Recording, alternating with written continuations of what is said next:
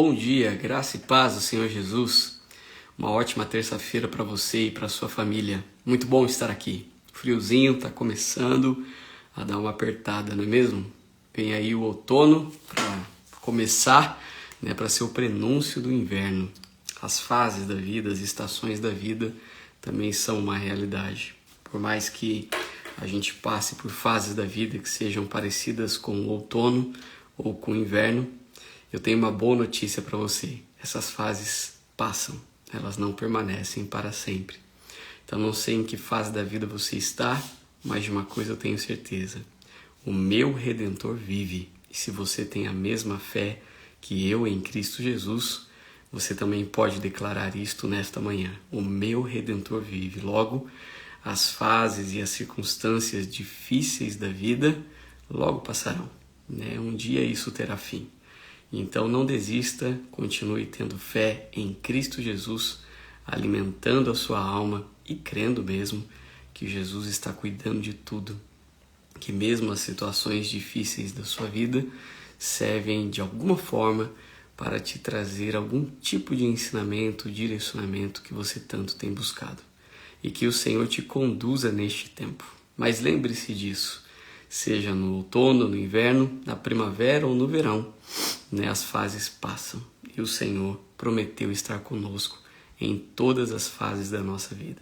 Amém? Se você estiver com Bíblia, abra sua Bíblia no Salmo capítulo 33. Ontem nós encerramos o Salmo capítulo 32, Salmo escrito por Davi, e hoje iniciaremos o Salmo capítulo 33. Este Salmo capítulo 33, ele não tem um autor declarado, Não dá para saber quem escreveu este Salmo.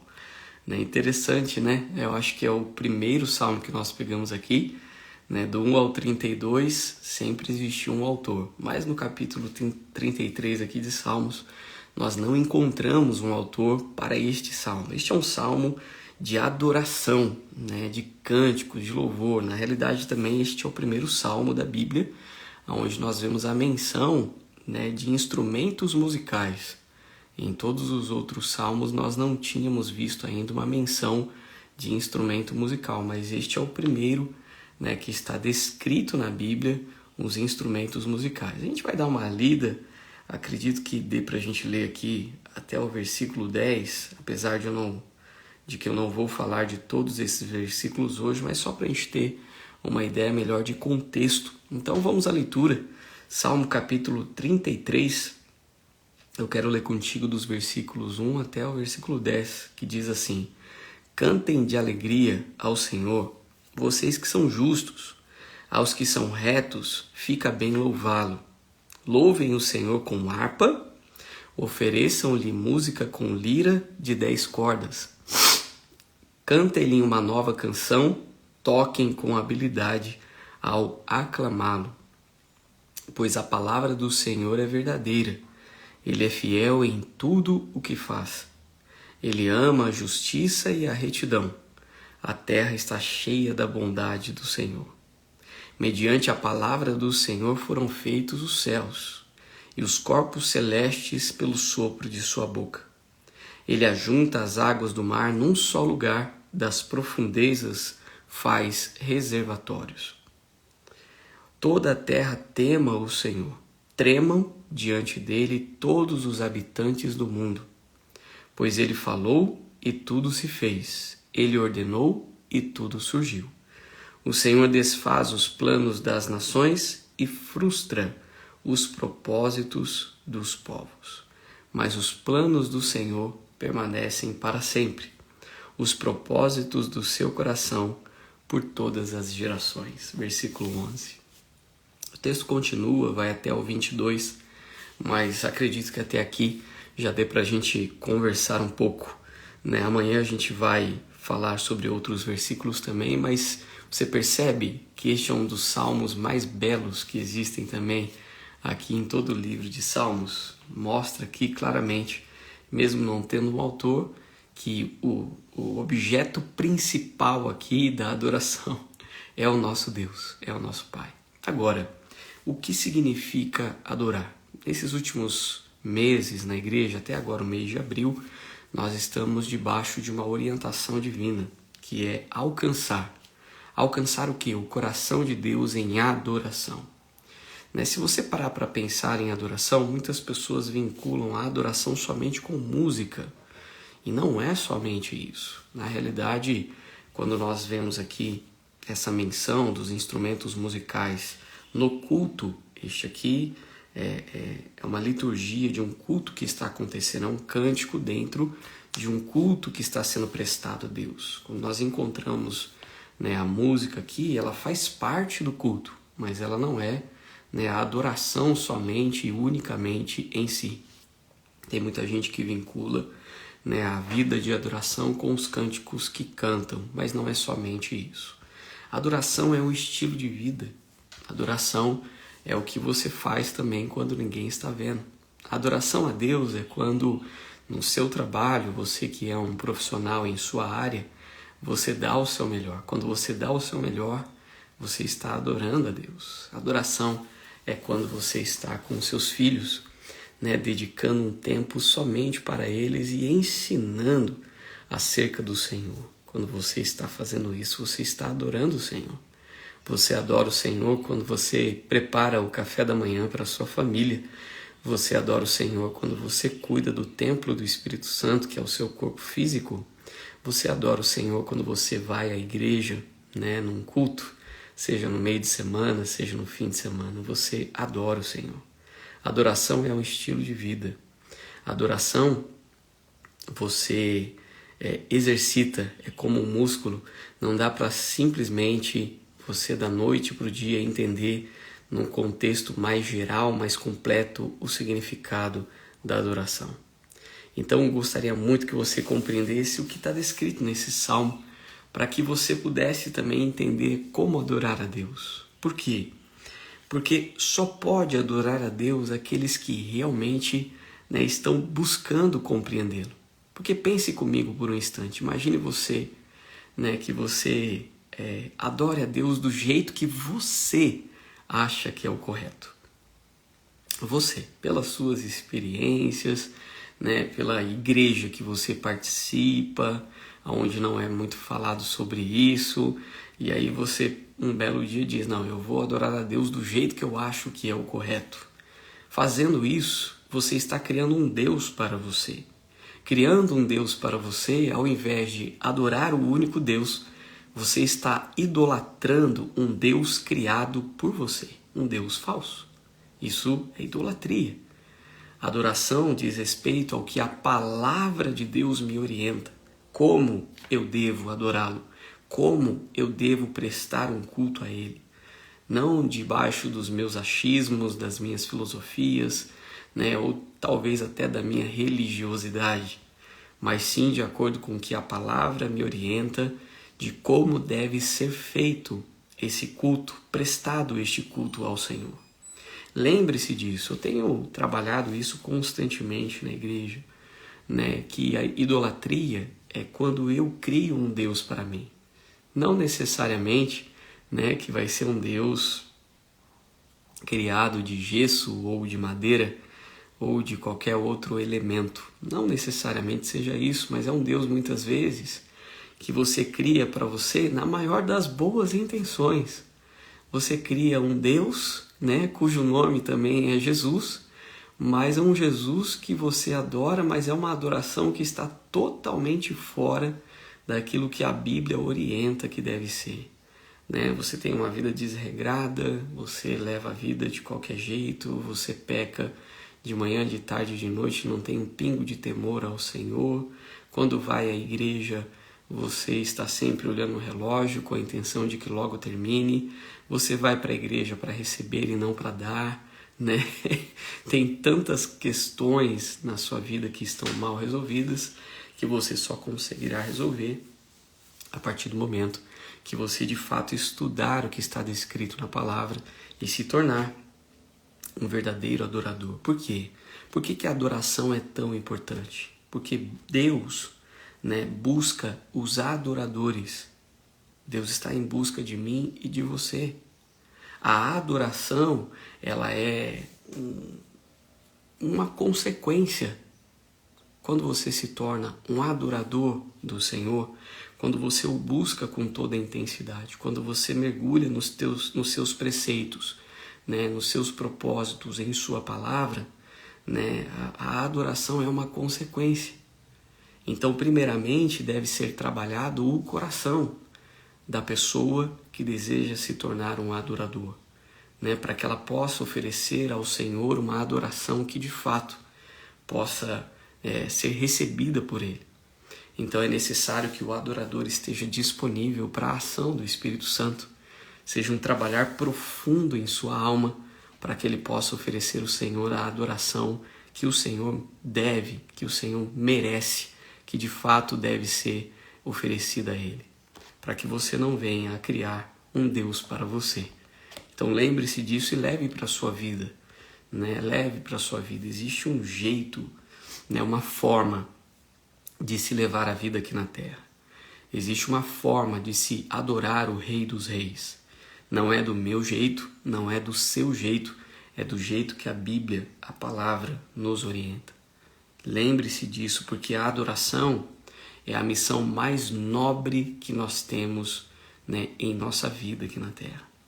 Devemos ser conhecidos como aqueles que adoram o Senhor em espírito e em verdade. Não podemos brincar com esse tema, não podemos levar de qualquer jeito e não podemos ter uma noção rasa do que significa adoração.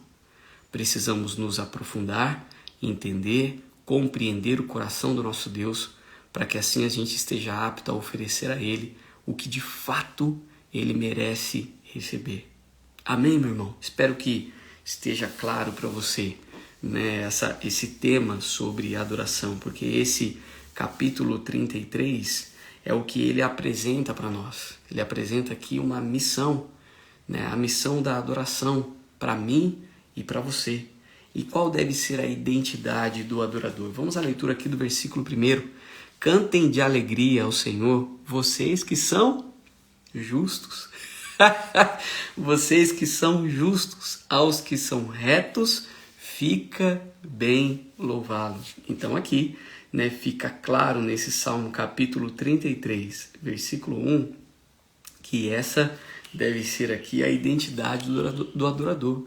Você que é reto, você que é justo, fica bem louvá-lo. Olha o significado aqui desse primeiro versículo, Salmo capítulo 33, versículo 1. O significado da palavra justo aqui é justo, lícito, correto. Justo e reto, né, na causa de alguém. Justo e correto na conduta e no caráter. Justo no sentido de alguém justificado e vindicado por Deus. Certo, correto, lícito, legítimo. Esse é o significado original da palavra no hebraico. Então, no hebraico está dizendo para nós que nós devemos o quê? Ser legítimos, ser lícitos, ser corretos, ser certos. Ou seja, não dá para ter mancha, não dá para dividir espaço com o inimigo da nossa alma. Você só conseguirá oferecer ao Senhor retidão se você de fato for reto e justo de coração. Quando o texto continua aqui, aos retos fica bem louvá-lo. O que significa esta palavra aqui? Retos. Olha só, honesto, correto, direito, certo, agradável, justo, conveniente, próprio, honestidade, retidão, honesto, aquilo que é honesto. Fortíssimo também, né? O significado da palavra justo é justamente isso, é justo e reto. São duas palavras aqui, então essa deve ser a identidade do adorador. Você que vive uma vida dupla, né? Você é o crente Raimundo, um pé na igreja, outro no mundo. Você está constantemente em conflito, né? Você não sabe o que viver, não sabe se você cede a carne ou se você, né, vivifica o espírito. Eu quero lhe dizer que esse é o tipo de adoração que Deus não recebe. Não dá para ter uma vida dupla. Não dá para ser alguém no trabalho e outra pessoa dentro da igreja. Isso daí tem a ver com, né, um crente talvez novo convertido, né, que está ali caminhando, sendo discipulado, recebendo orientações, né, acerca da vida. Então para ele tudo é muita novidade. Então no início, na maioria das vezes, é muito comum nós vemos cristãos, né, novos convertidos, que ainda estão no processo de maturidade, que eles vivem essa vida. Ora, eles estão lá fazendo tudo que é correto, né, o que o Senhor orienta. Ora, eles estão fazendo algumas coisas que não são corretas, mas não por maldade, mas porque sempre fez daquele jeito e nem sabe que está errado. Então, no processo do discipulado, do aprendizado, da ação do Espírito Santo, da comunhão com o Espírito Santo, do direcionamento do Espírito Santo, essa pessoa vai sendo conduzida e tendo a oportunidade de consertar as coisas. Então, isso é muito comum. O problema é que a maioria dos cristãos não saiu da fase da nova conversão. É crente há 30 anos, mas as atitudes são de novos convertidos ou até pior. Conscientemente pecam contra o Senhor e nada fazem para mudar algumas realidades. Continuam roubando a Deus, continuam sendo desonestos no seu trabalho, continuam fazendo tudo que desagrada o Senhor. E por que isso? Porque não querem mudar. Não querem mudar. Querem ser religiosos. Isto é um problema, porque quando Jesus se encontrou com os fariseus, aqueles que deveriam ser os guias, né, da nação de Israel, foi tratado por Jesus como raça de víboras e guias cegos. Ou seja, vocês, fariseus, não sabem para onde estão indo. Meu irmão, não basta da boca para fora você falar sobre Cristo Jesus. É necessário vivê-lo. É necessário que você deixe Jesus Cristo, né, transformar o seu interior. Se suas atitudes hoje não condizem com a sua nova vida em Cristo Jesus, se as coisas antigas ainda não passaram e eis que tudo se fez novo, se isso não aconteceu com você, é porque na realidade você não tem dado espaço para que Cristo Jesus trabalhe em sua vida. Eu não vou entrar nem no mérito aqui, porque eu não tenho essa competência e nem nunca terei. Se você é convertido ou não. É lógico que a palavra me orienta de diversas formas. Uma delas é que a árvore é conhecida pelos seus frutos. Então, diante de uma conversão, né, de um convertido, é necessário que você dê uma resposta a esse grande amor de Cristo pela sua vida. Existem frutos em sua vida que demonstram claramente que você agora é uma nova vida, é uma nova pessoa. Você anda em novidade de vida. Como é um fato também que na inexistência desses frutos, tudo indica que você ou não entendeu o que significa ser um cristão ou de fato não passou pela conversão. Mas eu não posso dizer para você, né? Eu não tenho essa competência. É você quem tem que dizer se de fato você teve um encontro com Cristo e uma transformação ou não. Isso eu deixo para você mesmo responder, né, e que o Senhor o conduza nesta resposta. Mas o fato é que existe uma identidade, e a identidade está descrita aqui, justos e retos. E está utilizando aqui a palavra no plural, ou seja, está falando mesmo para uma comunidade, para um grupo de pessoas. Está sendo prestado aqui um culto ao Senhor. Então é como se alguém estivesse dizendo para um grupo de pessoas: cantem de alegria ao Senhor vocês que são justos, aos que são retos fica bem louvá-lo. Em outras palavras, vocês que não estão levando a vida cristã na flauta, pois bem, abram a sua boca e adorem ao Senhor. Essa deve ser a nossa atitude, meu irmão. É difícil ser um cristão? Depende demais. Depende, se você estiver com uma inclinação muito grande para o mundo, de fato vai ser difícil ser um cristão. Mas se você estiver buscando a Deus, né, com todo o desejo do seu coração, eu quero lhe dizer também que ele se deixará ser encontrado. O Pai procura pelos adoradores que o adoram em espírito e em verdade. Só aqueles que foram perdoados por Deus e declarados justos podem adorar a Deus, pois o Senhor não busca adoração, mas adoradores que o adorem em espírito e em verdade. Sobre isso, duas verdades aqui. A adoração a Deus é a maior alegria dos justos. Aquele que é justo, Ele sente prazer em ter uma vida de adoração que agrade a Deus. A sua vida é um sacrifício vivo que Ele coloca diante do Senhor todos os dias. Ele tem prazer em estar na presença de Deus. Ele tem prazer em andar de forma justa. Ele tem prazer em ser honesto, em ser íntegro. A sua vida pode ser uma vida simples, mas é uma vida prazerosa, sabendo que em tudo tem feito a vontade do nosso Senhor Jesus Cristo. Tem muitas pessoas, na realidade as pessoas mais miseráveis do mundo são as que mais têm dinheiro. Dinheiro, comparado ao que o Senhor pode lhe oferecer de graça, satisfação.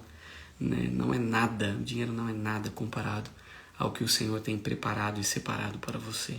Lembre-se disso, meu irmão. Lembre-se disso. O Senhor está à procura de verdadeiros adoradores.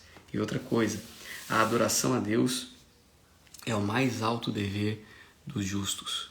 Nós temos esse dever para com as nossas vidas. Adorá-lo. Adorá-lo com toda a intensidade do nosso coração. Não com peso, mas também com base em um privilégio. Somos privilegiados de ter essa graça maravilhosa de poder adorar a Deus, com toda a intensidade do nosso coração. Meu irmão, eu espero em Cristo Jesus, que você pelo menos tenha entendido aí o início, uma breve introdução deste Salmo capítulo 33. Ficamos aqui somente no primeiro versículo, até porque entrar nos outros aqui não vai dar tempo da gente desenvolver o tema em si, mas amanhã a gente continua. Mas eu deixo para você aqui essa meditação e essa reflexão. Lembre-se disso no seu dia. Se você adora a Deus de qualquer jeito, você está criando um Deus para você. Logo, isso é idolatria. Devemos adorar a Deus do jeito que a Bíblia nos orienta. E aqui está uma orientação clara, muito específica, no versículo 1. Cantem de alegria ao Senhor vocês que são justos. Aos que são retos, fica bem louvá-lo. Essa deve ser a nossa identidade. A identidade do adorador. Homens e mulheres justos, homens e mulheres que vivem com retidão diante do Senhor e diante dos homens. Amém? Que o Senhor em tudo te conduza neste dia e que você busque no Senhor o favor dele. Tenha uma vida reta e justa, uma vida de adoração. Deixe o Senhor trabalhar em sua vida, te direcionar em tudo e que você seja conduzido também em tudo pelo Espírito Santo de Deus nesta terça-feira. Se porventura a sua vida está virada do avesso, se você está distante, volte-se para o Senhor. As misericórdias se renovaram nesta manhã. Se arrependa dos seus pecados e volte-se para o Senhor. Ele estará pronto para te receber. Não porque ele tem um compromisso com você, mas porque ele tem um compromisso com a palavra dele. E na palavra dele está escrito que um coração quebrantado e contrito ele não desprezará. Também está escrito que se nós nos arrependêssemos dos nossos pecados, ele seria fiel e justo para perdoar os nossos pecados e nos purificar de toda a injustiça. Então não se demore, corra para os braços do seu Pai Celestial. Ele é o único que pode conduzir a sua vida e novamente te dar uma oportunidade de viver os milagres dele aqui na terra. Que o Senhor em tudo te conduza, que você seja abençoado na entrada e na saída, que você, em nome de Jesus, tenha um dia maravilhoso na presença do nosso Senhor e Salvador Jesus Cristo. Amém? Vamos orar? Vamos agradecer? Meu Pai, muito obrigado por esta manhã. Obrigado porque o Senhor não nos desampara e a sua palavra é sempre tão poderosa, Pai, tão rica, é tão direcionada, é tão, Pai, única, é tão especial.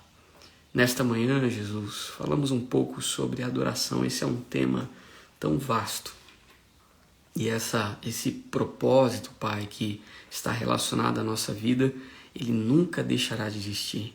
Precisamos entender, ó Pai, o que significa adoração aqui, em vida, porque faremos isso para o resto da eternidade.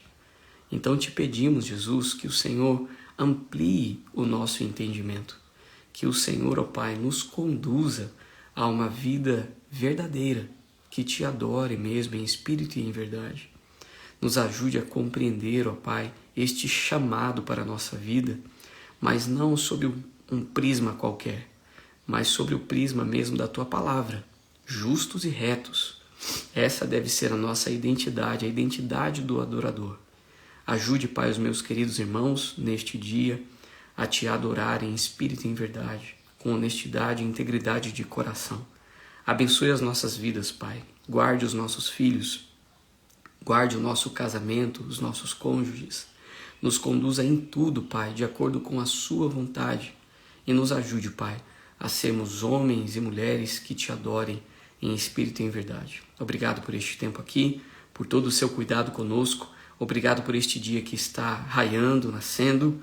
Obrigado porque o Senhor não nos desampara, mas em tudo o Senhor tem nos abençoado e nos conduzido. Continue, Pai, sendo o nosso Deus. Continue sendo o nosso Pai. Continue, Pai, conosco durante o restante deste dia. É a nossa oração e ela é feita no poderoso nome de Jesus. Amém, amém, amém. Deus te abençoe, meu irmão. Que a graça e a paz do nosso Senhor Jesus esteja com a sua vida neste dia. Amém? Amanhã às 6 da manhã, estamos juntos aqui novamente, né, para mais um tempo de estudo bíblico devocional. Fique na paz de Jesus e até amanhã.